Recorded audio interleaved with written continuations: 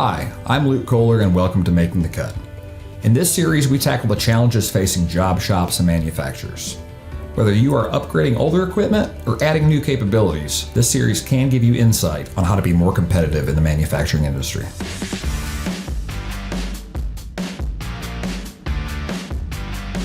The world of machining is continually growing, and along with advancements in tooling, technology, and work holding, machine tool builders and their distributors are bringing 5-axis machining to the masses.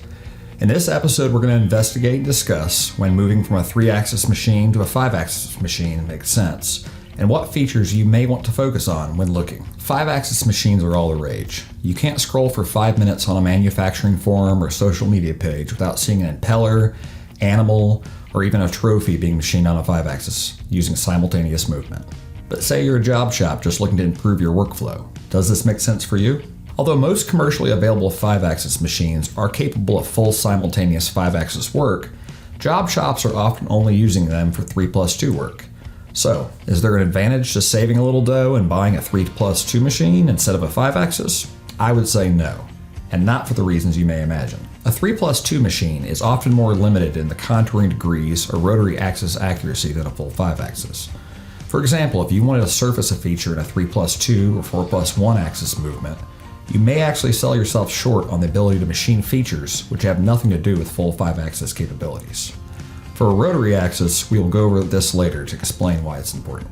Speaking of machine construction, thermal stability and rigidity are paramount to any machine tool, but especially a 5-axis, where stacked error can be detrimental to the accuracy of a machine part. So what makes a thermally stable or rigid machine? The best machine tool builders use FEA, or finite element analysis, to design, test, and refine their casting and machining processes when building a new machine. Taking this a step further, implementing multi-sensor thermal comp to a machine can make a massive difference in finished part dimensions, and more important to a shop owner, repeatability of the parts after hours of running. As I mentioned earlier, rotary axes work a little bit differently than X, Y, and Z. Instead of a linear accuracy, our industry uses arc seconds to show how accurate and repeatable a machine can be. This basically equates to an error quotient for rotational accuracy versus linear accuracy. Both are incredibly important when it comes to multi-axis parts. These axes also have a few different drive types: worm gear, roller gear, and direct drive. Each design has its advantages, and depending on what's important to you, all options have their place in a job shop environment. My go-to solutions for a job shop are the Mazak VC-EZ 16X and 20X machines built in Florence, Kentucky. They're 30 to 40% heavier than their competition and use standard features like roller gear rotary tables and thermal compensation across the saddle, column, and table.